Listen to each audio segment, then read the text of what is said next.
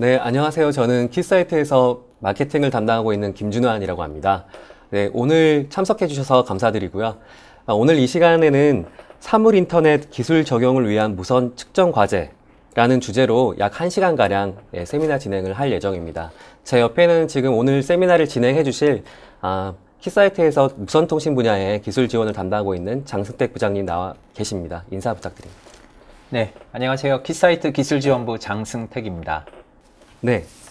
IoT는 사실 새롭게 나온 개념이라기보다는 지금까지의 어떤 그런 다양한 무선 통신 기술, 커넥티비티 기술들을 기반으로 해서 이렇게 지금 생각보다 일찍 저희 생활 속에 지금 자리 잡고 있는 그런 개념이자 기술이라고 볼 수 있을 것 같습니다. 그렇다면 그 IoT란 무엇인지, 그리고 관련 이네이블링 테크놀로지들은 어떤 게 있는지, 그리고 테스트할 때 어려움은 무엇인지, 그리고 그 테스트를 위해서 어떠한 솔루션이 있는지, 이러한 것들을 오늘 이제 알아볼 텐데요. 질문이 있으시면 채팅창에 바로 이렇게 질문을 해주시면 저희가 즉각 답변을 하도록 하겠고, 약 1시간이 조금 안 되는 시간 동안 발표를 다 맞춰주신 다음에 마지막에 저희가 질문을 또 받고자 합니다. 그러면 먼저 IoT라는 게 도대체 무엇인지 개념에 대해서 설명을 해주실 예정이고, 그리고 현재 시장 상황은 어떻게 돼가고 있는지 발표를 부탁드리겠습니다. 네, IoT 요즘 많이 들어보셨죠? IoT가 과연 무엇인지 거기에 대해 한번 알아보도록 하겠습니다. IoT는 오늘 우리가 알고 있듯이 인터넷의 진화라고 볼 수 있습니다. IoT의 정의에 대해서 많은 인터넷이라든지 학계라든지 여러 단체 등에서 많이 정의를 하고 있는데, IoT는 특정 기술, 특정 기기만을 이해하고 있는 게 아닙니다. 어떤 특정 사물에 대해서, 그리고 센서 혹은 액추에이터에 대해 통신 연결 기능을 내장을 하고, 거기에서 이제 정보를 서로 공유하고, 그것으로부터 우리 실생활에 의미 있는 가치를, 데이터를 얻을 수 있는 그런 환경을 의미하고 있습니다. 현재 우리는 스마트폰이나 태블릿을 이용해서 항상 연결되어 있는 상태에 있죠. 그리고 그것으로부터 거의 무제한으로 접속해서 우리가 실생활에서 얻을 수 있는 정보를 많이 얻고 있습니다. IoT를 이용하면 우리가 이렇게 스마트폰이나 태블릿에서 이용해서 얻을 수 있는 모든 효과를 모든 사물에 적용을 할 수 있습니다. 농업이라든지 우리가 사용하고 있는 스마트 미터, 차량, 그리고 공장 자동화까지 어떤 다양한 분야에서 활용이 되어질 수 있는 분야라고 이야기할 수가 있고요. 인터넷에 우리가 현재는 노트 PC라든지 스마트폰이라든지 이런 PC 관련된 기기들만 인터넷에 연결되어 있지만, 앞으로는 모든 기기들이, 사물들이 인터넷에 연결되어질 거라고 이야기하고 있습니다. IoT 마켓에 대해서 잠깐 이야기를 하겠는데요. IoT 전망에 대해서는 많은 기관들과 리서치 기관들, 마케팅 조사 기관들이 이야기들을 많이 하고 있습니다. 하지만 이런 기관들에서 예측하고 있는 것들을 좀 요약을 해보자면, 대부분 2020년 혹은 2015년까지 수많은 기기들이 사용될 거라고 예측을 하고 있습니다. 여기 나오는 그런 데이터들을 보시면 알겠지만, 이렇게 많은 데이터들, 그리고 또 수많은 기기들이 사용되어질 거라고 이야기하고 있는 근간은, 우리가 집에서 사용하고 있는 그런 기기들이, IoT 관련 기기들이 한 가구당 30에서 혹은 40개, 그거보다 더 많을 거라고 예측을 하고 있기 때문이라고 이야기를 하고 있습니다. 그래서 2020년까지 50빌리언, 혹은 2020년까지 30빌리언, 혹은 2025년까지 95.5빌리언까지 기계의 수들을 예측을 하고 있고요. 이 숫자들은 지금까지 우리가 사용을 해온 노트 PC나 스마트폰 기기의 숫자보다 훨씬 더 많은 숫자라고 이야기들을 하고 있습니다. 그럼 이번 장에서는 한번 주요 IoT 마켓에 대해서 한번 짚어보고자 합니다. 여기 슬라이드에서도 나와 있듯이 스마트 홈 관련 분야들, 웨어러블 관련 기기들, 또한 스마트 시티 관련된 기기들, 혹은 산업 자동화 관련된 부분들, 스마트 에너지, 그리고 커넥티드 카까지 정말 다양한 분야에서 IoT가 활용이 되어지고 있는 것들을 볼 수가 있습니다. 컨슈머 제품을 기본으로 한 어플리케이션에서 가장 큰 화두는 로우 에너지하고 로우 코스트 부분입니다. 그래서 뒷부분에 좀 더 자세하게 설명을 드리겠지만, 이런 부분들을 간과하고 IoT를 말씀을 드릴 수가 없고요. 산업용 그와 반대로 또한 좀 다르게 산업용 IoT에서는 좀 더 다르게 접근을 하고 있는데요. 컨슈머 IoT보다 훨씬 많은 다양한 분야에서 산업용 IoT라는 기술이 활용이 되어질 수가 있고요. 이런 산업용 어플리케이션에서는 아까 말씀드린 로우 에너지, 로우 코스트보다는 더 훨씬 견고한 보안 관련된 분야에서 리퀘어먼트들이 많이 늘어나고 있고, 또한 극한의 환경에서 실패하지 않는 어떤 신뢰성 있는 연결에 대해서 많이 화두가 되고 있습니다. 그리고 이런 그 센서나 뭐 액추에이터 같은 것들이 사람의 개입 없이 최소한의 개입으로 작동할 수 있는 능력 등이 리퀘어먼트로 제기되고 있습니다. 그러면 IoT란 과연 무선기기에 대해서 IoT란 어떤 의미일까요? 이것들을 한번 살펴보고자 합니다. 크게 4-5가지 카테고리를 나눌 수가 있는데요. 처음에 로우 에너지 컨섬션에 대해서 말씀을 드리고자 합니다. IoT 기기가 대부분 배터리를 원동력으로 스마트폰과 같이 무선으로 연결되어지고 있기 때문에 배터리에 있어서 그런 효율적인 배터리 사용이 가장 큰 화두로 이야기되어지고 있습니다. 보통 IoT를 이야기하면 수일 혹은 몇 달이 아니라 수년간의 배터리 수명을 이야기하고 있습니다. 이런 것들은 수백만 개의 기기들을 잦은 배터리 교체 없이 사용하고 싶다면 에너지 효율은 아주 중요한 IoT의 한 부분이라고 말씀드릴 수가 있습니다. 커넥티비티 또한 다음 장에서 중요하게 다룰 부분 중에 하나인데요. 모든 기기들은 무선으로 연결되기 때문에 이런 커넥티비티에 대해서도 또 많이 이야기들을 하고 있습니다. 그리고 또한 이런 커넥티비티 기술들을 활용을 할 때 저전력으로 IoT에 최적화된 무선 기술이어야지만이 IoT에 활용을 할 수가 있습니다. 또한 로우 코스트 관련된 부분들 잠깐 말씀드리겠는데요. 센서나 액추에이터들이 수많은 사물들에 다 적용이 되기 때문에 이런 것들을 저가가 아니고서는 많은 사물들, 많은 기기들에 적용을 할 수가 없습니다. 그래서 이런 로우 코스트 관련된 부분도 중요한 팩터로 보실 수가 있습니다. 또한 시스템 유지 보수 비용이 낮으면 낮을수록 더 오래 갈 수 있기 때문에 로우 코스트 관련된 압박들이 많이 들어오고 있습니다. 단순해야 되고요. 점점 더 메인턴스 부분에 있어서 손이 덜 가는 그런 부분들에 있어서 와이어리스 기기를 말씀을 드릴 수가 있을 것 같습니다. IoT 주요 시장을 앞서도 살펴보았지만 소비재 혹은 산업용 모두 공통적인 부분이 있는데 모든 무선 기술이 이런 IoT 기능을 가능하게 합니다. 이번 시간에 주로 살펴볼 내용들인데요. 하지만 이런 다양한 환경 그리고 다양한 용도를 충족시키는 만능의 무선 기술은 없다고 보시면 될 것 같습니다. 하나의 무선 규격이 이러한 요구사항을 충분히 다 커버할 수 없기 때문입니다. 그래서 각각의 용도마다 사용되어질 수 있는 그런 무선 기술들이 따로 있다고 보시면 될 것 같고요. 그것들에 대해서 뒷부분에서 좀 더 알아보도록 하겠습니다. 이번 장에서 알아볼 내용은 인터넷 IoT 관련된 밸류 체인 관련돼서 한번 알아보도록 하겠습니다. IoT 밸류 체인은 크게 세 계층으로 나눌 수가 있는데요. 앞부분에서 보시는 바와 같이 디바이스 레이어는 주로 센서나 액추에이터로 연결이 되어져 있습니다. 구성이 되어 있습니다. 그 다음에 그 뒷부분이 이제 커넥티비티 레이어, 주로 센서나 액추에이터에서 나온 데이터들을 수집해서 인터넷 환경으로 연결하는 커넥티비티 레이어가 있고요.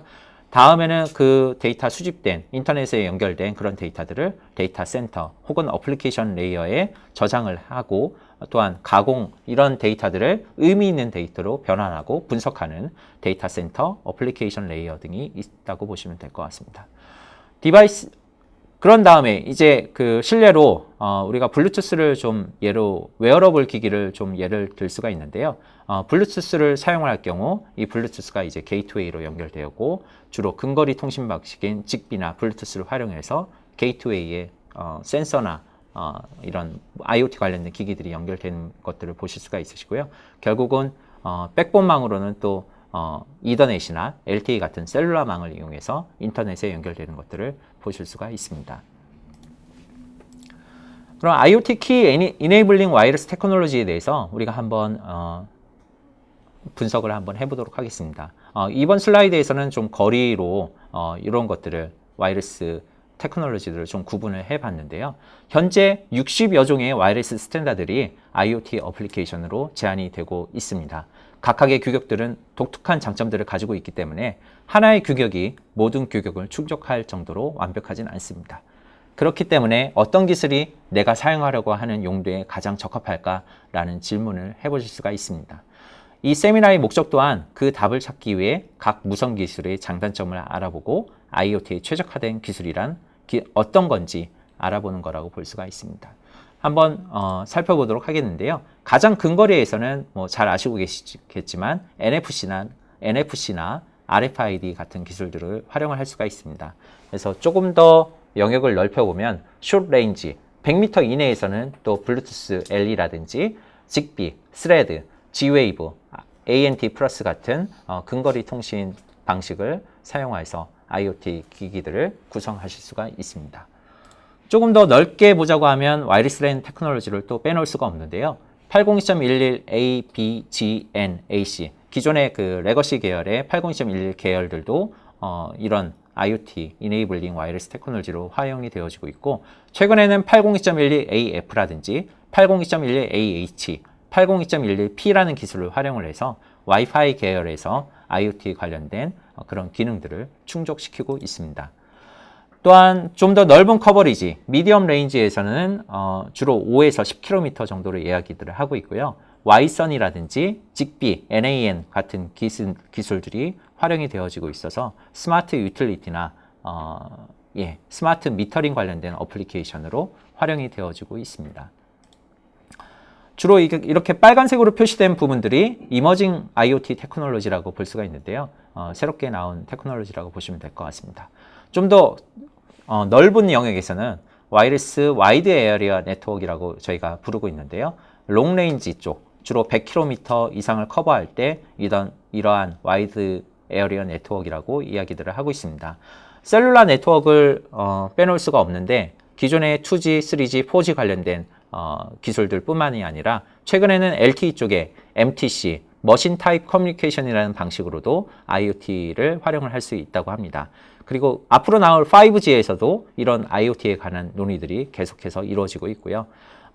그리고 최근에 또 화두가 되고 있는 게 로우 파워 와이드 에어리어 네트워크라고 해서 LPWAN이라는 기술이 또 나오고 있습니다. 그래서 시그폭스라든지 로라라든지 이런 기술들이 나와서 좀 더 IoT에 포커스된 어플리케이션으로 활용이 되어지고 있다고 보시면 될 것 같습니다. 그러면 이런 그 사물을 과연 클라우드까지 어떻게 연결하는지 한번 알아보도록 하겠는데요. 앞에서 본 IoT 밸류 체인이랑 거의 비슷하게 보시면 될 것 같습니다. IoT란 이런 그 단말들, 기기들이 인터넷에 연결되는 것을 의미합니다. 주로 이런 그 기기들이 IP 프로토콜을 지원하는 기기들은 직접적으로 인터넷에 올라갈 수 있지만 이런 그 기기들이 IP 프로토콜 레이어, 프로토콜 스택을 가지고 있지 않다고 하면 중간에 게이트웨이라는 기기를 거쳐서 인터넷에 연결이 되어지곤 합니다. 그래서 non IP 디바이스의 경우, 직비 같은 경우 로컬 네트워크에서는 게이트웨이로 연결이 되고 이때 non IP 방식으로 연결이 되어지고 있고요. 그 다음에 게이트웨이가 또 인터넷에 연결할 때는 TCP/IP 스택을 이용해서 인터넷에 연결이 되도록 되어 있습니다. 그래서 다양한 그 와이어리스 테크놀로지들이 게이트웨이 밑단 혹은 게이트웨이 윗단에서 사용이 되어지고 있고요. 이런 테크놀로지들을 사용해서 기술들을 활용을 해서 우리가 끊김없이 오랫동안 IoT 기기들에 대해서 활용을 할 수가 있습니다. 네, 지금까지 IoT가 무엇인지 개념 설명을 해주셨고, 그리고 시장에서 각광받고 있는 그런 IoT를 위한 대표적인 그런 무선 기술들이 무엇이 있는지 이렇게 개괄적으로 설명을 해주셨는데요. 그러면 이어서 좀 더 구체적으로 그 기술들에 대해서 좀 설명을 부탁드리겠습니다. 먼저 블루투스 중에서도 IoT를 위한 어떤 특별하게 만들어진 블루투스 로우 에너지에 대해서 설명을 좀 부탁드리겠습니다. 네. 블루투스에 대해서 설명드리기 전에 잠깐 802.11 계열의 LAN 그리고 PAN 계열의 규격들을 한번 보도록 하겠습니다. 주로 우리가 많이 IoT 용도로 사용되어지고 있는 규격들이 이 802.11 계열이라고 보시면 될 것 같습니다. 그중 802.15 WPAN 워킹 그룹은 또 다양한 또 태스크 그룹으로 나눠져 있는데요. 802.15 계열의 태스크 그룹 중에 TG1에서는 주로 블루투스, 802.15.1에서는 블루투스 초기 스탠다드에 관여를 해왔습니다. 그리고 우리가 많이 사용하고 있는 직비나 뭐 스레드 쪽에서 기본으로 사용하고 있는 태스크 802.15.4 계열의 스탠다드들은 테스트 그룹 4에서 주로 이런 규격들을 많이 다루고 있었었고요. 우리가 이런 규격들에 대해서 802.15.4 계열의 규격들은 주로 홈 오토메이션 분야에서 많이 활용이 되어지고 있었습니다. 그래서 802.15.4 계열에 대해서 좀 더 알아보도록 하겠습니다. 802.15.4 계열의 그 규격들 중에서 아까 블루투스하고 뭐 직비 계열들 말씀을 드렸는데요. 먼저 블루투스에 대해서 한번 말씀드리도록 하겠습니다. 블루투스 기술은 뭐 잘 아시겠지만 초기에 모바일과 PC에서 케이블을 대체하는 기술로 많이 활용이 되어졌습니다. 그리고 이제는 IoT 기술의 진화와 함께 블루투스 로우 에너지라는 블루투스 스마트라는 이름으로 명명이 되어지고 있고 표기가 되어지고 있습니다. 블루투스 로우 에너지에서는 낮아진 데이터 스루풋 그리고 확연히 낮은 전력 소모로 인해서 주로 코인셀 같은 배터리를 이용을 하도록 되어 있습니다. 그래서 이런 블루투스 기기를 사용을 한다고 하면 최대 수년 동안 배터리를 갈지 않고 활용을 할 수도 있고요. 주로 블루투스의 사용 영역은 뭐 우리가 사용하고 있는 뭐 스마트 미터라든지 웨어러블 기기 그리고 다양한 센서 분야에서 블루투스 기능들이 활용이 되어질 수가 있습니다. 여기 블루투스 로고에 대해서 잠깐 설명을 드리겠는데요. 블루투스 스마트 레디라고 되어 있는 로고는 블루투스 레거시 블루투스와 블루투스 로우 에너지 둘 다 지원할 때 이런 로고를 활용하도록 되어 있고요. 블루투스 스마트라는 로고는 싱글 모드일 때 로우 에너지만 단말이 지원을 할 때 블루투스 스마트라는 로고를 사용하도록 되어 있습니다. 블루투스 스마트에 대해서 좀 더 얘기하도록 하겠는데요. 어떻게 IoT에 대한 기능들을 영역들을 확장을 해야 하는지 한번 살펴보도록 하겠습니다. BT 4.0부터 블루투스 로우 에너지라고 우리가 부르고 있고요. BT 4.0부터 최근에 나온 블루투스 4.2까지 기능을 요약하자면 센서 기능 용도로 많이 그런 기능들이 강화가 되었다고 보시면 될 것 같습니다. 최근 또 버전 4.2에서는 IPv6에 관한 그런 스택들이 올라가 있어서 블루투스 디바이스가 직접적으로 인터넷에 액세스할 수 있는 그런 스택을 구현이 가능해졌다고 보시면 될 것 같고요. 듀티 사이클이 굉장히 낮기 때문에 파워 컨섬션 또한 굉장히 적다고 보시면 될 것 같습니다. 그렇기 때문에 최대 5년 동안 코인셀 배터리로 동작할 수 있는 그런 어플리케이션이라고 보시면 될 것 같고요. 타겟 어플리케이션으로는 헬스 모니터라든지 우리가 심박 센서 같은 용도, 그리고 피트니스 디바이스라든지 스마트워치, 그 다음에 센서 영역, 그 이외의 다른 영역으로도 많이 확장이 되고 있습니다. 블루투스 시그에서는 빨간색으로 표시된 3개의 애드버타이징 채널만을 사용을 하고 있습니다. 요게 이제 블루투스 로우 에너지 채널 얼로케이션 부분을 그림으로 그래피컬하게 표시해 둔 부분인데요. 이렇게 줄어든 애드버타이징, 3개의 애드버타이징 채널을 이용을 해서 전송되는 시간도 줄이고 파워 소모도 줄이고 상호 운용성 이슈를 해결하였습니다. 클래식 블루투스 대비 10배에서 20배 정도 적게 전력을 사용하는 것들을 보실 수가 있으시고요. 여기 나오고 있지만 3개의 애드버타이징 채널, 37개의 데이터 채널만을 활용을 해서 스캐닝하는 시간도 줄이고 전송하는 시간, 전력 사용하는 시간 등을 많이 줄였다는 것들을 볼 수가 있습니다. 또한 이런 채널들이 와이파이 채널하고 중첩되지 않아서 서로 인터페런스에 좀 더 강하게 설계되어 있다고 보시면 될 것 같습니다. 이 표는 블루투스 로우 에너지하고 클래식 블루투스하고의 그런 스펙 등을 비교한 자료입니다. 빨간색으로 표시된 부분들이 이제 다른 점이라고 보시면 될 것 같고요. 기존 레거시 블루투스 대비해서 많은 점들이 변화가 있는 것들을 보실 수가 있습니다. 네, 그럼 지금까지는 블루투스에 대해서 이렇게 얘기를 해주셨고, 이어서 IEEE 이제 802.11 15계열, 11.15계열이죠. 로우 WPAN에 대해서 좀 설명을 부탁드리겠습니다. 네, 802.15.4 계열에 대해서 설명드리도록 하겠습니다. 그 전에 그 와이어리스 스탠다드 스택에 대해서 한번 말씀을 드리도록 하겠는데요. 802 규격은 피지컬 레이어하고 주로 맥 레이어만 정의하고 있습니다. 그 위에 단 레이어에 대해서는 다양한 규격 그룹이나 협회에서 그 상위 레이어 프로토콜을 정의하고 있는 것들을 볼 수가 있습니다. 그래서 여기 802.15 혹은 802.11 계열들이 다 피지컬 맥 레이어에 대한 정의 스탠다드라고 보시면 될 것 같고요. 그 윗단, 트랜스포트 단, 네트워크 단, 어플리케이션 레이어 쪽 단은 다 뭐 다른 규격 그룹이라든지 협회에서 정의를 하고 있다고 보시면 될 것 같습니다. 먼저 802.15.4 규격에 대해서 한번 알아보도록 하겠는데요. 802.15.4는 잘 아시듯이 홈 네트워킹이나 산업용 기술, 건물 자동화에서 매우 중요한 규격으로 사용이 되어지고 있습니다. 그리고 다양한 네트워크 프로토콜, 직비나 6로우 더블 팬 같은 그런 기술들을 지원을 하고 있고요. 802.15.4 규격이 단지 피지컬 레이어 그리고 맥 레이어만 지원을 했기 때문에 상위 프로토콜은 규격 단체, 워킹 그룹에 의해서 개발되어져야만 했습니다.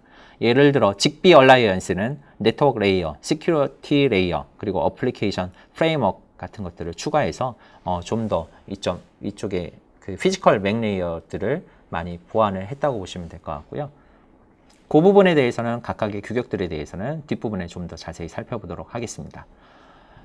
이전 장에서 IoT란 인터넷에 연결하기 위한 모든 것이라고 말씀을 드렸습니다. 그리고 디바이스는 인터넷에 직접적으로 연결되기 위해서 IP 프로토콜을 사용해야 된다고 했습니다. 직비에서는 이런 그 IP 프로토콜 레이어에 대한 그런 언급들이 많이 없었는데요. 그런 부분들에 대한 그 스탠다드가 요 6로우 W 펜이라고 보시면 될 것 같습니다. 6로우 W 펜은 IETF, 인터넷 엔지니어링 태스크 포스라는 워킹 그룹에 의해서 만들어졌습니다.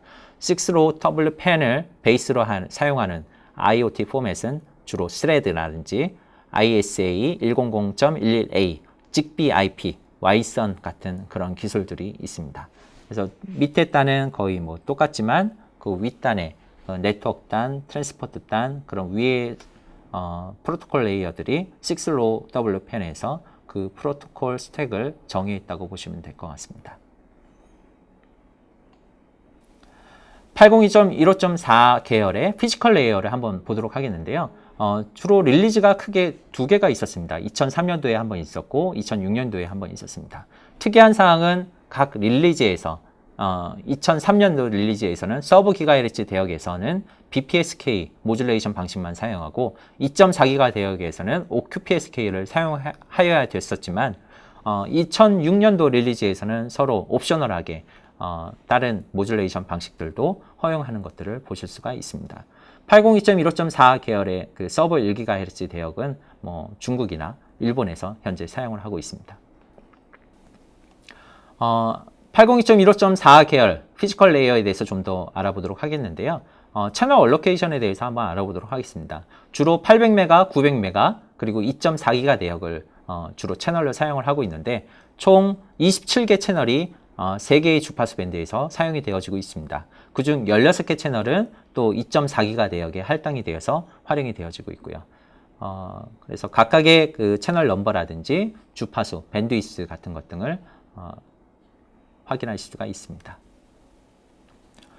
직비 얼라이언스, 직비 기술에 대해서 한번 알아보도록 하겠는데요. 직비 이야기하면서 직비 얼라이언스 얘기들을 빼놓고 이야기할 수가 없을 것 같습니다. 직비는 슬라이드에서 나오듯이 로우 파워, 로우 데이터 레이트, 메시 네트워크를 지향하는 그런 네트워크라고 보시면 될 것 같습니다. 1998년도에 태생이었고요. 최근 2012년도에 직비 프로라는 스탠다드를 또한 제안을 하고 있습니다. 직비 피지컬 맥 레이어는 앞서도 말씀드렸지만 802.15.4를 기본으로 하고 있고요. 그 상위 프로토콜 레이어만 직비 얼라이언스에서 정의를 하고 있습니다. 그리고 타겟 어플리케이션으로 홈 오토메이션 쪽, 에너지 분야, 리테일 분야, 빌딩 오토메이션 관련 분야, 또 그 전등이나 이런 라이트 관련된 분야, 컨트롤 분야, 텔레콤 분야, 헬스 모니터링 관련된 분야, 에서 다양하게 활용이 되어지고 있는 것들을 보실 수가 있습니다. 직비는 또 스탠다드가 특정 시장, 특정 어플리케이션에 맞춰서 따로 이렇게 또 정의가 되어 있는 것들을 볼 수가 있습니다. 홈 오토메이션을 위해서는 이렇게 직비 RF4CE 관련된 스탠다드들이 또 따로 있고요. 직비 프로라는 또 스탠다드가 또 따로 있습니다. 직비 IP, IPv6 베이스를 한 직비 IP라는 또 스탠다드가 또 따로 있는 것들을 보실 수가 있으시고요. 현재 그리고 드래프트로 직비 NAN이라든지 직비 3.0 같은 규격이 드래프트로 나와 있고 또한 비준을 앞두고 있다고 보시면 될 것 같습니다. 직비 3.0 관련돼서는 2015년 Q4에 비준을 앞두고 있다고 이야기를 하고 있습니다. 그리고 최근에 그 직비 기술의 대항마로 스레드라는 기술이 또 나왔는데요. 스레드 그룹은 2014년 출범을 했다고 합니다. 그리고 그 성장세 또한 놀랍게 빠르게 전개가 되고 있는데요. 이미 130개 멤버사가 참여를 하고 있습니다. 직비하고 좀 유사하지만 IPv6를 베이스로 하고 있다는 게 조금 다르고 있고요. 홈 오토메이션, 온도 제어, 조명 제어, 에너지 관리 등에서 많이 사용을 하고 있습니다. 구글의 네스트라는 온도 조절기에 사용이 되어지고 있어서 유명세를 탔던 그런 기술이라고 보시면 될 것 같습니다. 최근에는 여러 멤버사들이 또 가입을 해서 이 스레드 쪽으로 많이 그 제품들을 개발을 하고 있는 것들을 보실 수가 있습니다. 그러면 이런 IoT 쪽에서 홈 오토메이션 쪽에서 사용되어지고 있는 IoT 기술들에 대한 각각의 비교들을 좀 한번 해봤습니다. 각 기술들의 장점들과 단점들을 한번 알아보도록 하겠습니다. 블루투스는 블루투스 스마트, 블루투스 로우 에너지 쪽은 잘 알고 앞에도 말씀드렸지만 로우 에너지를 타겟으로 하고 있는 것들이 장점이고요. 모바일 디바이스에 가장 많이 요즘에는 휴대폰에 블루투스가 안 들어가 있는 제품들이 거의 없죠. 그래서 그런 것들이 장점이라고 볼 수가 있습니다. IPv6를 또 지원을 하고 있기 때문에 이런 것들이 장점으로 보여질 수가 있고요. 단점을 보자면 얘가 이제 스타 네트워크를 지원한다는 점, 그리고 커버리지가 좀 짧다는 점, 그리고 새로운 테크놀로지이기 때문에 직비보다는 홈 오토메이션 분야에서는 좀 덜 알려져 있다는 점들이 단점이라고 볼 수가 있습니다. 와이파이를 한번 살펴보도록 하겠는데요. 장점은 잘 아시겠지만 와이파이는 굉장히 많이 알려져 있지 않습니까? 우리가 와이파이를 사용 안 하고 지나가는 날이 없을 정도로 와이파이는 잘 알려진 스탠다드라는 게 이제 장점이고요. 그리고 모바일 디바이스에 많이 깔려져 있어서 우리가 와이파이들을 언제 어디서나 활용을 할 수 있다는 게 또한 그런 기반이 잘 설립이 되어 있다는 게 장점인 것 같습니다. 또한 커버리지 또한 넓고요. IPv6를 지원을 하고 있습니다. 반대적으로 단점으로 보자면 스타 네트워크이고 그 다음에 로우 에너지에 최적화되어 있지 않다는 점, IoT에 최적화되어 있지 않다는 점이 이제 단점입니다. 하지만 이런 단점들을 보완하기 위해서 802.11AH라는 스탠다드들을 제안을 하고 있고요. 2016년도 중반 정도에 이런 802.11AH 관련된 스탠다드들이 거의 비준이 될 거라고 이야기들을 하고 있습니다. 직비는 홈 오토메이션 분야 중에서 강자입니다. 로우 에너지를 얘기하고 있고요. 잘 알려진 스탠다드입니다. 메시 네트워크를 지원을 하고 있고 또한 800메가, 900메가 서버 기가헤르츠 대역도 사용하고 있고 2.4기가헤르츠 대역도 사용하고 있고 커버리지가 굉장히 넓은 것들을 볼 수가 있습니다. 그 다음에 단점을 한번 살펴보도록 하겠는데요. 직비는 그 대신에 IP 베이스드 프로토콜이 아니기 때문에 홈 오토메이션 분야에서 사용할 때 어떤 게이트웨이 같은 것들이 필요로 해집니다. 그래서 이런 것들이 단점이라고 볼 수 있고 주로 모바일 폰이나 태블릿 쪽에는 이런 직비 테크놀로지가 올라와 있지 않기 때문에 이런 것들이 단점이라고 볼 수 있습니다. 스레드는 직비하고 유사한데요. 한 가지 더 좋은 장점이 있다고 하면 IPv6를 지원을 하고 있다는 게 가장 큰 장점입니다. 하지만 단점은 직비와 마찬가지로 직비와는 좀 다르게 잘 알려져 있지 않다는 점들, 그리고 모바일 폰이나 태블릿에 장착이 되어 있지 않은 테크놀로지라는 것들이 단점으로 볼 수가 있습니다. 다음으로 넘어가서 이제 산업용에서 인더스트리얼 오토메이션 쪽에서 활용이 되어지고 있는 802.15.4 계열의 테크놀로지를 알아보도록 하겠습니다. 크게 양대 산맥이 있는데요. 와이어리스 하트라는 기술하고 ISA-1000.11A라는 기술을 볼 수가 있습니다. 산업용 기술에서 이제 산업용 IoT 기술에서 가장 크게 중요시하게 여기는 부분들은 신뢰성 있는 연결입니다. 산업용이기 때문에 이 연결들이 결코 끊어져서는 안 되고요. 또한 그 센서와 센서 간의 충돌 방지 통신, Listen Before Talk라는 구조를 가지고 있어서 더 신뢰성 있는 연결을 지원을 하고 있습니다. 두 스탠다드 모두 그런 스택을 가지고 있어서 좀 더 릴라이어블한 커넥션을 지향하는 그런 테크놀로지라고 보시면 될 것 같고요.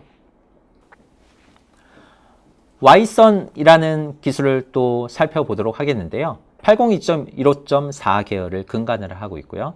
802.15.4G라는 기술을 근간으로 하고 있습니다.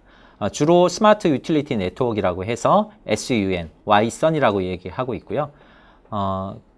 일본 쪽에서 처음 시작이 돼서 이제는 글로벌하게 확장이 돼가고 있는 추세라고 보시면 될 것 같습니다.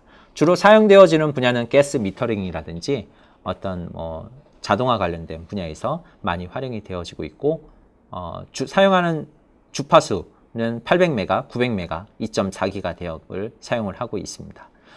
그리고 세 가지 포맷의 모듈레이션 방식을 모두 지원을 하고 있고 FSK, OFDM, OQPSK 방식을 활용을 해서 이런 커뮤니케이션을 할 수 있는 기술이라고 보시면 될 것 같습니다. 네, 설명 감사합니다. 그 전에 제가 궁금한 게 한 가지 생겨서 질문을 좀 드리고 싶은 게 있는데요. 이전 슬라이드 여기에서 다른 장점들은 저도 이제 이해가 갔습니다. 그러니까 IoT에서 추구하는 로우 에너지 그리고 로우 코스트 이러한 것들이 이제 장점으로 이제 소개가 되었고, 네. 근데 IP 버전 6도 이제 큰 장점 중에 하나라고 말씀을 하셨는데 그 이유가 저는 좀 궁금하거든요. 왜냐하면 IP 버전 4의 어떤 캐파가 모자라기 때문에 IP 버전 6를 이제 지원을 해서 그게 이제 장점이라고 보시는 건지 아니면 다른 네. 특별한 이유가 있는 건지. 네, IPv6를 지원을 하게 되면 단말들이 IoT 기기들이 중간에 게이트웨이 없이 인터넷망에 바로 붙을 수가 있습니다. 그렇기 때문에 중간에 거치는 게 없기 때문에 코스트 입장에서도 훨씬 더 편리하고요. 기기하고 기기 간에 컨트롤할 수 있는 그 서로 독립된 IP 주소를 가지고 있기 때문에 그런 기기들을 인지하고 컨트롤하는데 좀 더 효율적으로 관리를 할 수 있는 부분들이 장점으로 볼 수가 있습니다. 답변 고맙습니다. 그리고 우리나라에서 요새 이제 IoT 홈 네트워크 이렇게 광고도 많이 하고 하는데 그러면 우리나라에서 이렇게 홈 네트워크에서 많이 지금 현재 정말로 사용하고 있는 기술이 이 가운데 어떤 것들이 있을지. 주로 요즘에 많이 홈 오토메이션 쪽으로 활용하고 있는 홈 IoT 기술로 활용이 되어지고 있는 기술들은 직비나 블루투스나 G웨이브 계열들을 보실 수가 있습니다. 그래서 이 세 가지 기술들이 가장 많이 활용이 되어지고 있고요. 와이파이는 아직까지는 IoT에 최적화되어 있지 않기 때문에 네. IoT 분야로 활용되어지기보다는 주로 대용량 데이터 전송이라든지 우리가 인터넷에 접속할 때 그런 AP 기능 같은 것들로 많이 활용이 되어지고 있습니다. 자, 그러면 이어서 다음은 WLAN 소개가 되겠네요. 802.11 계열의 WLAN에 대해서 그러면 또 설명 부탁드리겠습니다. 네, 와이어리스 랜 스탠다드를 보시면 쭉 이렇게 계보가 나와 있는데요. 802.11 1997년에 802.11이라는 스탠다드로부터 시작을 해서 현재 802.11 AC, AD 그리고 앞으로 나올 뭐 AH라든지 AF까지 꾸준히 진화를 해 왔습니다.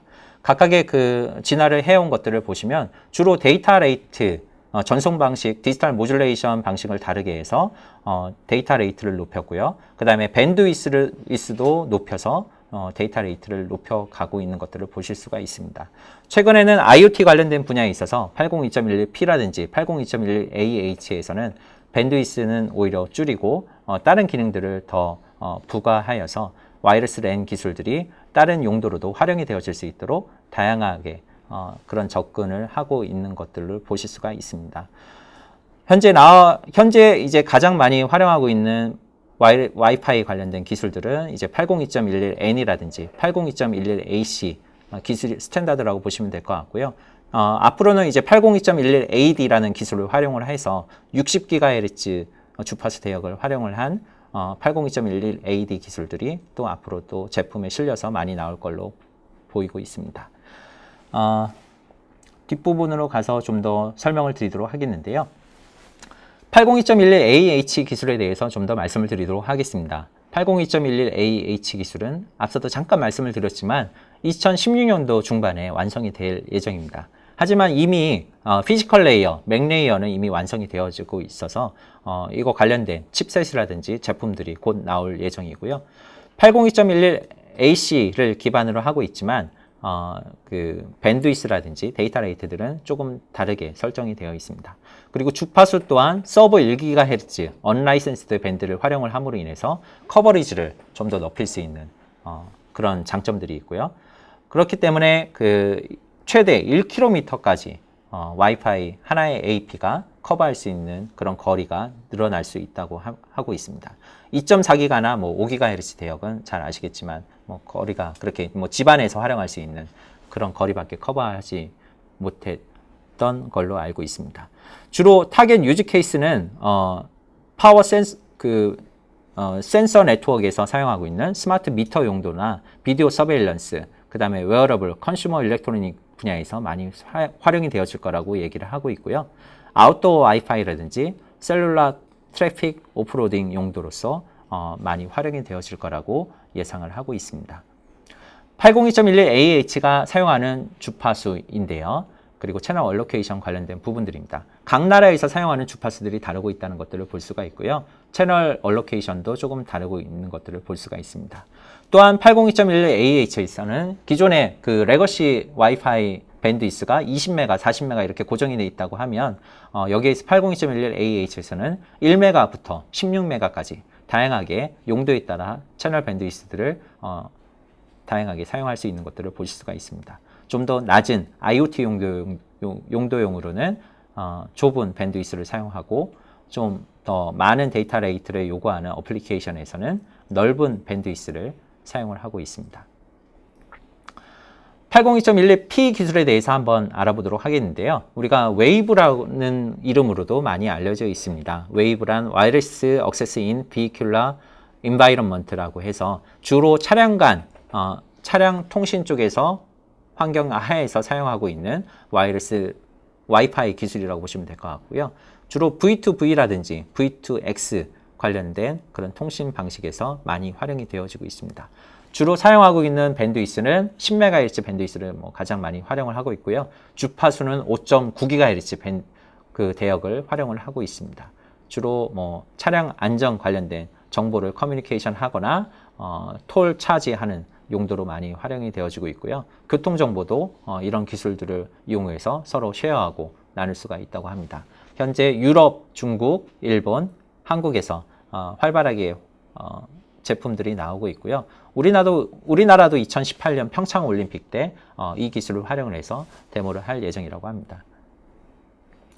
802.11P 관련돼서 테스트할 때 또한 테스트에 있어서 또 어려움이 있으신데요. 802.11P 규격에서는 채널 간 스펙트럼 이미션 마스크에 대해서 좀 더 엄격한 요구사항이 있습니다. 그래서 클래스 C라든지 클래스 D 타입의 제품들을 측정하실 때 이런 그 좀 더 강화된 스펙트럼 이미션 마스크를 만족을 해야 되는데요. 이런 것들을 측정하실 때 장비 쪽에 있어서도 성공적으로 측정하기 위해서는 충분한 다이나믹 레인지들을 요구하고 있습니다.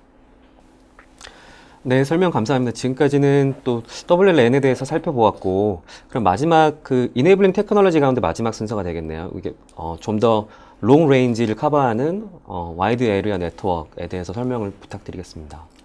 네, 요즘에 그 IoT를 얘기하면서 또 롱레인지를 또 많이 얘기하고 있는데요. 기존에는 홈 오토메이션 쪽에서 분야가 IoT 분야에 크게 화두가 되고 있는 그 마켓이라고 하면 앞으로는 이쪽 롱레인지 분야가 좀 더 IoT 분야에 대해서 많이 활용되어질 분야라고 이야기를 하고 있습니다. 그러면 과연 그 로우 파워 와이드 에어리어 네트워크 LPWAN이란 무언가 한번 알아보도록 하겠습니다. LPWAN은 IoT에 최적화된 와이드 에어리어 네트워크 기술이라고 볼 수가 있습니다. 셀룰라 네트워크는 달리 매우 낮은 데이터 레이트에 최적화되어 있고요. 배터리 수명 또한 그렇기 때문에 길다고 볼 수가 있습니다. 매우 낮은 데이터 레이트, 그리고 롱 배터리 라이프, 그리고 로우 듀티 사이클, 이런 기술들이 LPWAN을 대표할 수 있고요. 주요 어플리케이션으로는 가로등의 가로등을 제어하는 그런 기술들, 그리고 파킹 스페이스에서 빈자리를 알려주는 센서, 그리고 도둑을 경보를 알려주는 그런 알람이나 센서들, 그리고 펫 트래킹이라든지 가비지 컬렉션, 우리가 쓰레기, 음식물 쓰레기 같은 것들 많이 이야기들을 하고 있죠. 그런 것들도 이제 IoT 기술들이 활용이 되어져서 이런 기술들을 활용을 해서 IoT를 환경을 구축을 할 수가 있다고 보시면 될 것 같습니다. IoT 키 이네블링 테크놀로지 중에 우리가 주로 롱레인지 쪽 얘기하면서 로라라는 기술을 이야기들을 많이 하고 있습니다. 로라라는 기술은 롱레인지 준말이라고 보시면 될 것 같고요. 주로 샘텍이라는 칩셋 업체에서 만든 IoT를 위한 기술이라고 보시면 될 것 같습니다. 여기서 얘기하는 롱레인지는 한 10마일 정도를 얘기하고 있고요. 로우 파워란 한 10년 정도의 배터리 라이프를 얘기를 하고 있습니다. 주로 사용되어지고 있는 어플리케이션으로는 스마트 시티, 그리고 센서 네트워크에 관련된 어플리케이션 용도로 사용이 되어지고 있고요. 주로 사용하는 주파수 밴드라든지 밴드위스, 모듈레이션 방식들은 이렇습니다. 400메가, 800메가, 700메가, 900메가 대역들을 각 나라에서 활용을 하고 있고요. 밴드위스는 굉장히 좁습니다. 예, 500kHz 이내, 그거보다 더 작게 125kHz도 사용하고 있는 밴드위스를 사용을 하고 있고요. 모듈레이션 방식으로는 로라라는 첩 스프레드 스펙트럼 방식이나 GFSK 방식을 활용을 해서 이런 통신들을 하고 있는 것들을 보실 수가 있습니다. 이거는 로라 관련된 네트워크 아키텍처인데요. 로라 관련돼서는 게이트웨이가 아주 중요한 역할을 하고 있습니다. 그래서 엔드 노드하고 게이트웨이하고 통신할 때는 로라 RF 방식을 사용을 하도록 되어 있고요. 그 다음에 게이트웨이가 네트워크 서버랑 통신할 때는 TCP/IP 스택으로 이용을 하고 있고, 주로 3G나 이더넷을 백홀로 활용을 하고 있습니다. 그래서 그 뒷부분에 네트워크 서버랑 연결되어져서 어플리케이션 서버랑 연결되어져서 우리가 활용할 수 있는 의미 있는 데이터를 생산을 할 수 있는 거라고 보시면 될 것 같습니다. 또 이쪽 롱레인지 쪽 기술 중에서 빠질 수 없는 분야가 또 시그폭스라는 기술입니다. 시그폭스는 이제 프랑스에서 시작된 전용 IoT 전용 로우코스트 네트워크라고 보시면 될 것 같습니다. 시그폭스 전용 네트워크를 사용을 하게 되면 다른 사업자로부터 이제 그 네트워크를 빌려 쓰는 게 아니라 시그폭스 전용 네트워크를 사용을 해야 되고요. IoT를 위한 전용 처음이자 유일한 네트워크라고 말씀드릴 수가 있습니다. 주로 서브 기가헤르츠 언라이센스드 스펙트럼을 사용을 하고 있기 때문에 인터피어런스에 취약하다고 볼 수가 있고요. 하지만 큰 장점으로는 울트라 로우 스루풋, 다 울트라가 붙습니다. 이 시그폭스에는. 그리고 울트라 하이 에너지 이피션시, 아주 작은 데이터만을 보내도록 되어 있습니다. 12바이트가 리미트로 걸려 있는 거라고 보시면 될 것 같고요. 그렇기 때문에 적은 데이터, 아주 짧게 보내기 때문에 배터리 수명이 20년까지 가능하다고 이야기들을 하고 있습니다. 또한 롱레인지를 커버하고 있습니다. 최대 30마일까지 커버할 수 있는 롱레인지 기술이라고 보시면 될 것 같습니다. 그러면 말씀드렸던 롱레인지 기술 중에 여러 기술들을 좀 다시 한번 비교를 해보도록 하겠습니다. 시그폭스의 장점, 단점들을 한번 살펴보도록 하겠는데요. 롱레인지, 아까 말씀드렸던 30마일 커버할 수 있는 부분들, 그리고 롱 배터리 라이프, 최대 20년, 그리고 저가로 만들 수 있다는 점들이 이제 장점으로 보실 수가 있으시고요. 단점은 새로운 스탠다드이기 때문에 잘 알려지지 않았다는 것들, 아까 말씀드린 인터피어런스 관련된 부분들이 단점이고, 또 시그폭스 전용 네트워크를 새로 구축을 해야 된다는 것들이 비용적인 측면에서 단점이 될 수가 있습니다. 하지만 이것들이 또 로우 데이터 레이트만 취급을 하고 있기 때문에 IoT 용도 이외에는 사용되어질 수 없다는 게 단점으로 제기가 되고 있습니다. 로라에 대해서 장점, 단점들을 한번 더 짚어보도록 하겠는데요. 로라도 거의 시그폭스와 유사한 그런 장점들을 가지고 있습니다. 롱레인지이고 롱 배터리 라이프, 얘는 한 10년 동안 커버할 수 있는 그런 배터리 라이프를 가지고 있습니다. 로우 코스트이고, 그리고 기존의 셀룰라 네트워크를 백홀망으로 사용할 수 있다는 게 로라 테크놀로지의 장점입니다. 단점도 시그폭스하고 좀 유사한데요. 새로운 스탠다드이기 때문에 잘 알려지지 않은 부분들, 언라이센스 밴드를 활용하고 있기 때문에 인터피어런스에 취약하다는 부분들, 그리고 낮은 데이터 레이트만 지원을 하고 있기 때문에 IoT 용도 이외에는 활용이 되어질 수 없다는 점들이 단점으로 제기될 수 있습니다. 하지만 3GPP는 조금 장단점들이 다른데요. 3GPP에서는 잘 알려진 스탠다드로 알려질 수 있고 커버리지, 데이터 레이트 모두 다 좋습니다. 하지만 이런 것들이 단점으로 또 제기가 될 수가 있는데 이런 장점들 때문에 IoT에 최적화되어 있지 않은 기술이라고 볼 수가 있고요. 배터리 라이프라든지 코스트라든지 이런 부분들에서 단점이라고 볼 수가 있습니다. 네, 3GPP 쪽의 규격으로 IoT Key Enabling Technology 쪽에서 LTE, MTC를 말씀을 드릴 수가 있는데요. LTE, MTC란 머신 타입 커뮤니케이션을 이야기를 하고 있습니다. 3GPP 규격에서도 LTE 규격에서 IoT를 위한 그런 기능들을 피처들이 제공이 되어지고 있는데요. 릴리즈 12에서는 최초로 머신 타입 커뮤니케이션 관련된 카테고리가 정의가 되었습니다. 그래서 카테고리 제로가 이런 IoT 관련된 어플리케이션으로 활용이 되어지는 디바이스 타입이라고 보시면 될 것 같고요. 다운링크 피크 데이터 레이트가 1Mbps, 밴드위스는 20M를 활용을 할 수 있도록 되어 있고 배터리 라이프를 늘리기 위한 그런 그 기능들로는 UE 파워 세이빙 모드 관련돼서 새롭게 지원이 되고 있습니다. 릴리즈 13 그리고 릴리즈 13 이상에서도 각각 IoT 관련된 피처들이 계속 나오고 있고요. 계속 나올 거라고 예상을 하고 있습니다. GSM 계열에서도 IoT 관련돼서 계속 새로운 프로포절들을 내놓고 있는데요. GSM 에볼루션 프로포절이라고 해서 EC GSM, Extended Coverage GSM, Narrow Band GSM에서 IoT 관련된 기능들에 대해서 제안을 하고 있습니다. 클린 슬래트 프로포절이라고 해서 이런 MB, CIoT라는 그런 기술들도 GSM 계열에서 새롭게 제안을 하고 있는 기술이라고 보시면 될 것 같습니다. 또한 앞으로 나올 5G에서도 IoT 마켓을 위해서 새로운 피처들을 내놓을 거라고 얘기하고 있고요. 이런 5G에서 IoT 마켓을 위한 리퀘어먼트로 이런 두 가지들을 꼽고 있습니다.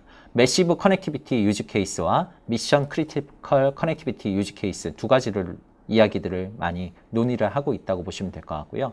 첫 번째 관련돼서는 리퀘어먼트가 매시브 커넥티비티이기 때문에 로우 코스트, 로우 에너지, 매시브 넘버, 롱 레인지 관련된 기능들에 대해서 요구사항들을 논의하고 있습니다.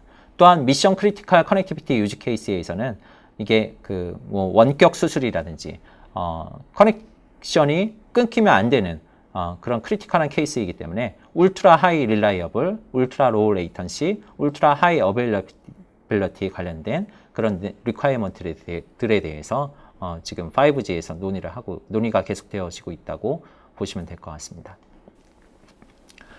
간략하게 요약드리면 IoT란 어떤 테크놀로지나 특정 기기만을 이야기하고 있는 것은 아닙니다. 이거는 앞서도 말씀드렸지만 어떤 커넥티비티 기술이 센서나 액추에이터에 인베드돼서 어떤 데이터를 게더링하는 하나의 그 네트워크나 인터넷망을 이야기하고 있는 거라고 보시면 될 것 같고요. 그렇기 때문에 에너지 이피션시라든지 와이어리스 커넥티비티 기술이 IoT에 있어서 큰 역할을 하고 있다고 보시면 될 것 같습니다. 또한 하나의 그 테크놀로지가 이런 그 여러 가지 요구 사항들을 다 충족시킬 수 없기 때문에 각자의 요구 사항에 따라서 이런 와이어리스 커넥티비티 기술들을 취사 선택할 수 있다고 보시면 될 것 같고요. 로우 파워, 로우 레이트 관련된 네트워크 테크놀로지로 802.15.4 계열이 많이 활용이 되어지고 있다라는 것들, 그리고 셀룰라나 와이파이 계열에서도 이런 IoT 계열에 대한 기능들을 속속 추가하고 있다는 것들 알아주셨으면 좋을 것 같습니다. 네, 지금까지 아주 많은 그런 IoT 이네이블링 테크놀로지에 대해서 설명을 해주셨는데요. 제가 이해하기로는 지금 들어보니까 이제 그런 많은 아주 오래전부터 연구되었던 그런 이미 있었던 그런 커넥티비티 기술들, 그런 것들이 IoT에 최적화돼 갖고 이제 변형돼서 제한이 된 기술들이 많은 것 같고요. 그리고 또 아까 말씀하신 그 시그폭스나 로라 같은 좀 이제 새로운 그런 기술들도 많이 등장하고 있는 것 같습니다.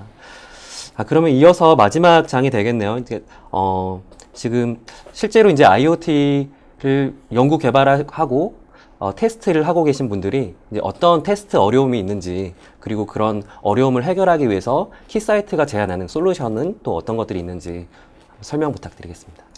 네, 이런 와이어리스 기기들에 대해서, IoT 기기들에 대해서 테스트하는 리퀘어먼트들, 테스트 챌린지들이 어떤 것들이 있는지 한번 알아보도록 하겠습니다.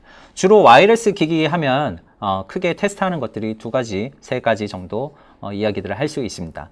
주로 테스트하는 것들이 송신, 수신 관련된 테스트들이라고 말씀드릴 수가 있는데요. 송신 관련돼서는 이런 테스트들을 많이 하십니다. 트랜스밋 파워라든지 주로 프리퀀시 그리고 파워 관련된 테스트들을 많이 하시고요. 파워, 스펙트럼 마스크, 모듈레이션 애큐러시, ACP, 스피러스 에미션 관련된 테스트를 하십니다. 그래서 이런 테스트들은 기존에 가지고 계시던 뭐 스펙트럼 어널라이저라든지 파워 미터, 원박스 테스터 장비들을 가지고 테스트를 하실 수가 있으시고요. 새롭게 나온 그런 테스트 방식들, 스탠다드들도 이런 장비들을 가지고 기존의 장비들을 가지고 테스트를 하실 수 있다고 봅니다. 리시버 테스트 관련돼서도 이런 시그널 제너레이터를 이용을 하면 다양한 리시버 관련된 테스트들을 하실 수가 있습니다. 센시티비티 관련된 테스트들이 주로 리시버 테스트 쪽인데요.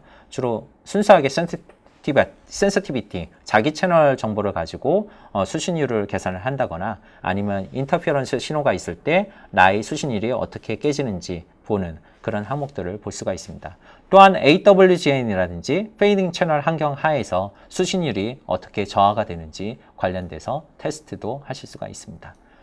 또한 앞에서 말씀드렸던 배터리 파워 관련된 부분들에 대해서 그런 테스트에 대한 리퀘어먼트들이 점점 더 요구사항이 많아지고 있는데요.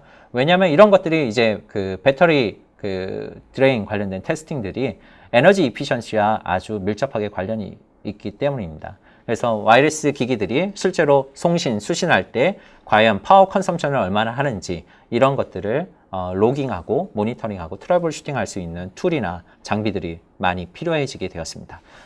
키사이트에서는 이런 것들을 측정할 수 있게 파워 어널라이저라는 제품을 출시했는데요. 이런 파워 어널라이저를 활용을 하시게 되면 그 순간적으로 튀는 파워 컨섬션 들을 모니터링 하실 수가 있으시고 아이들 상태에서의 그런 파워 컨섬션도 또한 모니터링 하실 수가 있어서 에너지 이피션시 관련돼서 최적화하는 데 도움을 드릴 수가 있습니다. 같은 내용인데 배터리 라이프라든지 에너지 컨섬션 관련된 메저먼트들을 우리가 실예로 측정하는 것들을 보여드리고 있고요. 그래프와 같이 슬립일 때 커런트, 아이들일 때 커런트, 액티브 상태에서의 커런트들을 우리가 어떤 주기를 가지고 모니터링해서 배터리 연한 같은 것들을, 배터리 라이프 같은 것들에 대한 추정들을 하실 수가 있습니다. 요거는 실내로 베이스 스테이션 에뮬레이터하고 저희 파워 어널라이저 그리고 단말을 연결해서 실제로 액티브 할 때 그리고 아이들 상태일 때 슬립 모드일 때의 그런 파워들을 모니터링을 하는 배터리 드레인을 테스트하는 그런 환경을 보여드리고 있습니다. 그래서 이런 테스트들을 요즘 그 휴대폰이나 단말기 등에서 많이 하고 계시고요. IoT 관련된 기기들에서도 앞으로 많이 이런 관련된 테스트들을 할 거라고 예상하고 있습니다.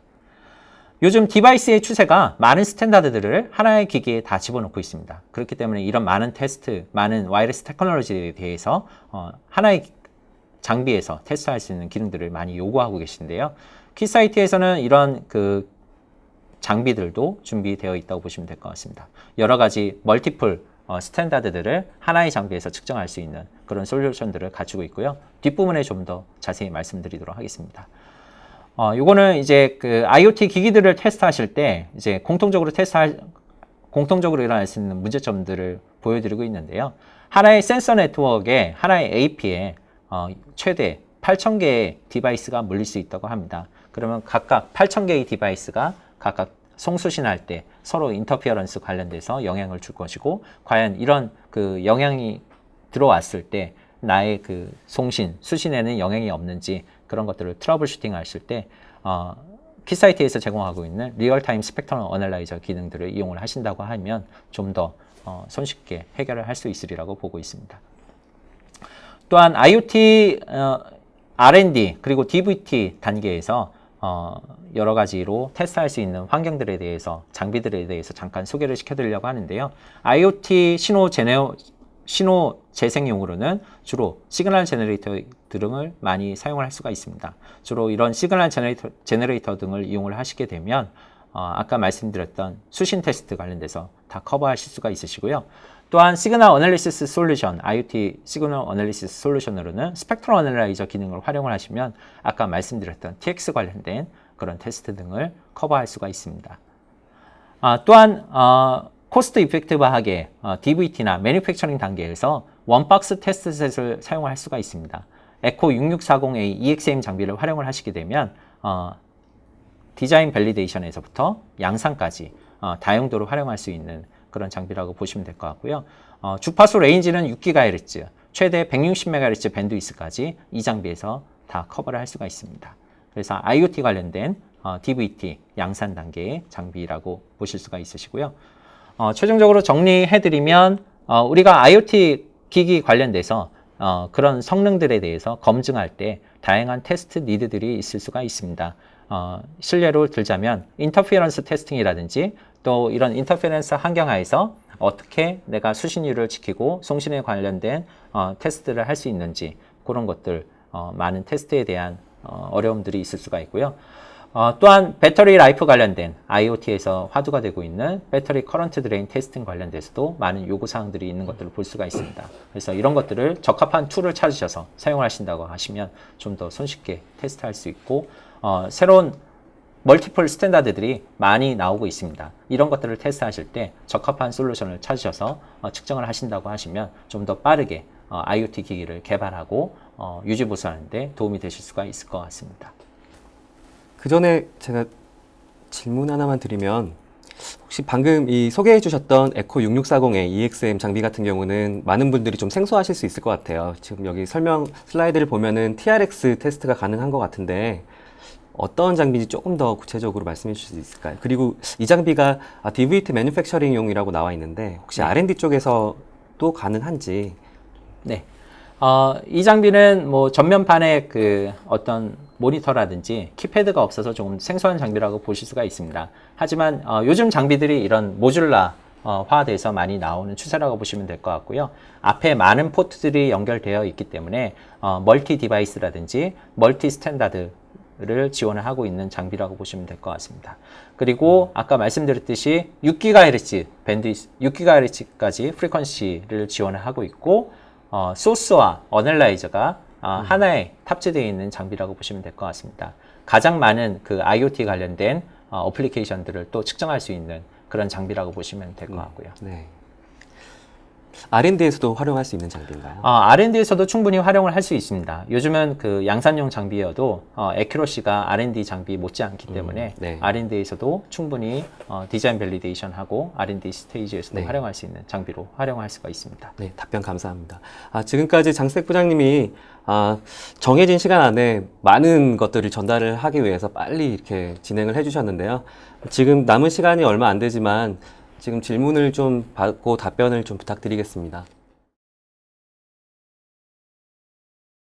네, 지금까지 정말 많은 분들께서 이렇게 채팅창에다가 질문을 많이 해주셨습니다. 저희가 이제 별도의 기술지원분 모셔다가 이렇게 더 또 지원도 하기도 했는데, 답변을 이렇게 그 많은 질문에 대해서 답변을 따라가기 좀 어려울 정도로 많은 질문을 해주셨습니다. 감사합니다. 이 중에서 몇 가지만 더 골라서 따로 이제 지금 구두로 대답을 좀 해주시겠는데요. 먼저 제가 뽑아본 질문 중에 EXM으로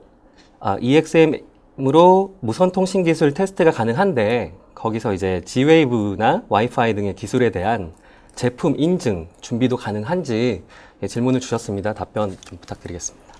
네, 현재 EXM 장비는 각종 IoT 이네이블링 테크놀로지 관련돼서 피지컬 레이어 관련된 송신, 수신 관련된 테스트들을 하실 수 있습니다. 하지만 인증 관련된 분야에서는 각 협회라든지 각 인증기관에서 진행을 하고 있고요. 그때 사용되는 것들은 주로 인터오퍼러빌리티 테스트, 상호 운영성 테스트 관련된 테스트가 그 인증의 대부분이어서 이런 장비들을 사용하는 것들이 아니라 계측기들을 사용하는 것들이 아니라 서로 기기와 기기 간의 운영이 가능한지 혹은 뭐 시큐리티 레이어라든지 어플리케이션 레이어들이 제대로 동작하는지 그런 것들을 검증하는 단계이기 때문에 현재 EXM 같은 장비는 활용이 되고 있지는 않습니다. 네, 답변 감사합니다. 그리고 지금 설문 실행 중이라고 지금 제가 볼 수가 있는데요. 지금 설문서는 저희가 다음 향후에 또 이런 웨비나를 준비를 하는데 아주 많은 도움이 됩니다. 그래서 번거로우시고 바쁘시지만 그래도 설문서 좀 작성을 부탁드리겠습니다. 두 번째 질문 하나 더 말씀드리겠습니다. 각 나라들마다 IoT 적용 기술들이 다른데 혹시 이런 아주 많은 지금 무선 기술들을 사용하고 있지 않습니까? 그런데 그런 향후에 어떤 표준화 계획이나 방향이 어떻게 되는지 여쭤보셨고요. 그리고 지금 각 나라들마다 이제 방식이 다 다른데 그러면 우리나라 이제 제조사 입장에서는 어떤 방식을 따라야 되는 건지 이런 질문을 주셨어요. 네. 현재 IoT용으로 제한된 그런 무선 통신 방식은 약 60여 개 정도가 지금 제한되고 있습니다. 그래서 다양한 용도마다 그리고 그 각 나라마다 어플리케이션마다 주로 사용되는 그런 기술들이 많이 차이가 있기 때문에 그 각 제품마다 어느 장점 그리고 단점들을 이용을 하실지 잘 취사 선택하셔서 개발을 하셔야 될 것 같고요. 그리고 주파수는 각 지역이나 나라마다 조금씩 달라지도록 되어 있습니다. 그래서 그 나라에서 사용되어지는 주파수 그리고 각 나라의 그 레귤러터리 바디에서 제한하고 있는 주파수 파워에 대한 그런 리미트들을 잘 체크하셔서 개발하시는데 도움이 될 수 있는 그런 정보들을 얻으실 수가 있을 것 같습니다. 네, 답변 고맙습니다. 그리고 또 한 가지 EXM 26640A에 대한 질문인데요. 이 장비에서 다양한 지금 무선 통신 기술을 지원한다고 말씀을 오늘 세미나 시간에 해주셨는데 그 가운데 새로 나온 기술이죠. 스레드 그리고 Gwave 그리고 LP1 등을 지원하는지 여쭤보셨습니다. 네, EXM 장비는 주로 방금 전에도 말씀드렸지만 RF 쪽 피지컬 레이어를 측정하는데 참 여러 가지로 활용되어질 수 있는 장비라고 보시면 될 것 같습니다. 그래서 그 EXM 장비 안에 있는 VXA라는 기능을 활용하시면 각종 그 여러 가지 와이어리스 어플리케이션 쪽에서 사용하고 있는 디지털 모듈레이션 관련된 부분들에 대해서 디모듈레이션 할 수 있는 기능들을 가지고도 있고요. 또한 소스 용도로도 활용을 할 수 있어서 수신 테스트도 함께 병행을 하실 수가 있습니다. 그래서 이런 피지컬 레이어들을 측정하는데 EXM이 다양하게 활용이 되어질 수가 있고 스레드는 앞서 말씀드렸듯이 802.15.4계열의 피지컬 레이어를 활용을 하기 때문에 EXM에서도 물론 지원이 되고 있고요. Gwave도 마찬가지로 EXM에서도 활용이 가능하시고요. LPWAN 같은 기술 같은 경우에는 최근에 나왔지만 이런 그 기술들도 현재 그 EXM 장비와 89600 VSA 소프트웨어를 활용을 하시면 충분히 측정을 하실 수 있는 그런 테크놀로지라고 보시면 될 것 같습니다. 네, 고맙습니다. 그 예정되어 있지 않은 질문이긴 합니다만 방금 또 올라온 질문 주신 것 중에 혹시 EXM을 활용해서 국내에서 상용화한 제품의 사례가 있는지 혹시 공개해 주실 만한 그런 사례가 있을까요? 네, 최근에 뭐 IoT 허브 관련돼서 그리고 IoT 게이트웨이 관련돼서 EXM 장비를 많이 활용을 하고 계시고요.